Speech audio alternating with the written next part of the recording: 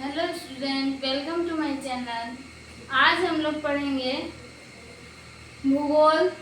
Class 10 का है भूगोल पार्ट 1 का शक्ति या ऊर्जा संसाधन में गोंडवाना समूह के कोयला क्षेत्र के बारे में।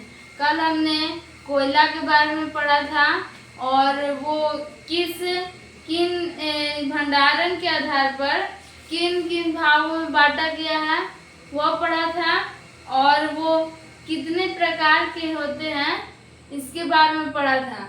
और आज हम लोग पढ़ेंगे कि गोंडवाना समूह का कोयला कहाँ कहाँ पाया जाता है और वो किस तरह का होता है।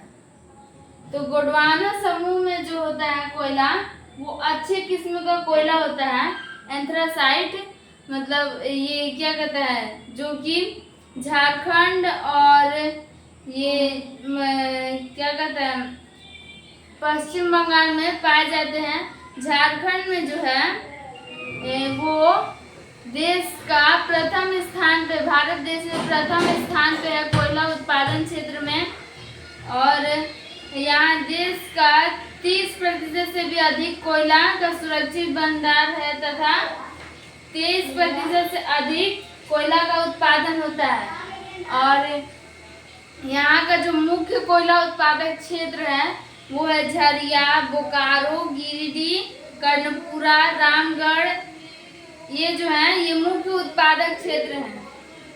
ये सब हमारे एग्जाम्स में भी आता है कि झारखंड में जो गोंडवाना समूह के कोयला क्षेत्र के अंतर्गत जो झारखंड राज्य है वहाँ किन किन क्षेत्रों में कोयला पाया जाता है। तो वो हो जाएगा झरिया, बोकारो, गिरिडीह, कर्णपुरा, रामगढ़, ये मुख्य है। और पश्चिम बंगाल में ये झारखंड से सटा हुआ राज्य है पश्चिम बंगाल। तो वहाँ का जो रानीगंज कोयला क्षेत्र है जो कि वहाँ का मुख्य कोयला उत्पादक क्षेत्र है वो भी यही आसपास मतलब मिला हुआ है, एक तरह से आसपास में ही है झारखंड के। और दामोदर घाटी जो क्षेत्र है जो यहाँ का जो कोयला है दामोदर घाटी क्षेत्र से प्राप्त होता है, ठीक। और क्योंकि यहाँ एंथ्रासाइट कोयला का ज़्यादा उत्पादक होता है तो एंथ्रासाइट को और किस नाम से जाना जाता है, कोकिंग कोयला। तो यहाँ पर ये जो कोकिंग कोयला कोल का है या फिर एंथ्रासाइट ये कोयले ज़्यादा मात्रा में यहाँ मिलते हैं। लेकिन यहाँ का अब जो क्षेत्र है इसका महत्व घटता जा रहा है जो कि 1970 में इस देश में 47% कोयला का उत्पादन हुआ जबकि 2001 से 5 में यह घटकर 23% रह गया है। अब है ये दूसरा उत्पादक क्षेत्र है हमारा ये पश्चिम बंगाल। और तीसरे स्थान पर आता है कोयला उत्पादक क्षेत्र में मुख्यतः छत्तीसगढ़। यहाँ पर यह जो है उत्पादन के क्षेत्र में आता है क्या कहता है कोयला भंडारण की दृष्टि से यह तीसरे स्थान पर है और कोयला उत्पादन की दृष्टि से यह दूसरे स्थान पर है भारत में, ठीक।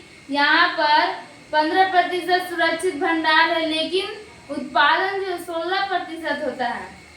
और उत्तरी छत्तीसगढ़ में जो है छत्तीसगढ़ में भी उत्तरी साइड में मुख्य कोयला का उत्पादन होता है। और वो क्षेत्र है चिरीमिरी, कुर्सिया और विश्रामपुर, झिलमिली, सोनहाट, लखनपुर, ये जो है इसके आगे इत्यादि ये सब वहाँ के छत्तीसगढ़ के मुख्य कोयला उत्पादक क्षेत्र हैं। हासदो, अरन, कोरबा एवं मांड, रायगढ़ दक्षिणी छत्तीसगढ़ के कोयला क्षेत्र हैं। मतलब वो सब जो है वो उत्तरी छत्तीसगढ़ के कोयला क्षेत्र थे और ये दक्षिणी कोयला क्षेत्र हैं छत्तीसगढ़ के। फिर है उड़ीसा। उड़ीसा में कुल उत्पादन क्षेत्र 14.6% ही है। और तालाचर में कोयला का विशाल भंडार है, यहाँ उच्च कोटि का कोयला का उत्पादन नहीं होता है। फिर है महाराष्ट्र, यहाँ भारत का 3% कोयला का सुरक्षित भंडार है और उत्पादन 9% होता है। इस राज्य का मुख्य कोयला उत्पादक क्षेत्र है 14 वर्धा, कांपटी तथा बंदेर। यहाँ इन क्षेत्रों से मुख्य रूप से कोयला की प्राप्ति होती है। फिर है मध्य प्रदेश। इस राज्य में देश का मात्र 7% कोयला का भंडार है। क्योंकि इसलिए यहाँ 7% है क्योंकि यहाँ का अधिकांशतः कोयला भंडार क्षेत्र छत्तीसगढ़ में चला गया है। और यहाँ के प्रमुख कोयला क्षेत्र हैं सिंगरौली, सोहागपुर, जोहिल्ला, उमरिया। ये सब जो है ये मध्य प्रदेश के मुख्य कोयला उत्पादक क्षेत्र हैं। और दूसरा कोयला उत्पादक सतपुड़ा क्षेत्र का पेंच कान्हा, पथखेड़ा और मोपानी है। पश्चिम बंगाल में यह राज्य सुरक्षित भंडार की दृष्टि से देश का चौथा एवं उत्पादन में 7वां स्थान रखता है। भंडारण में चौथा स्थान और उत्पादन में 7वां स्थान है इसका। और यहाँ पर हमने बताया है कि रानीगंज जो है इसका मुख्य कोयला उत्पादक क्षेत्र है, जिसका कुछ भाग झारखंड में पड़ता है। कुछ कोयला दार्जिलिंग में भी पैदा किया जाता है, पश्चिम बंगाल में। तो हम यहाँ लिख देते हैं किन किन राज्यों में मुख्यतः कोयला का उत्पादन होता है।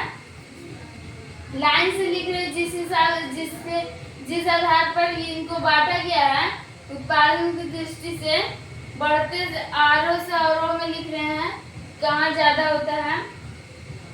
पहला नंबर पे है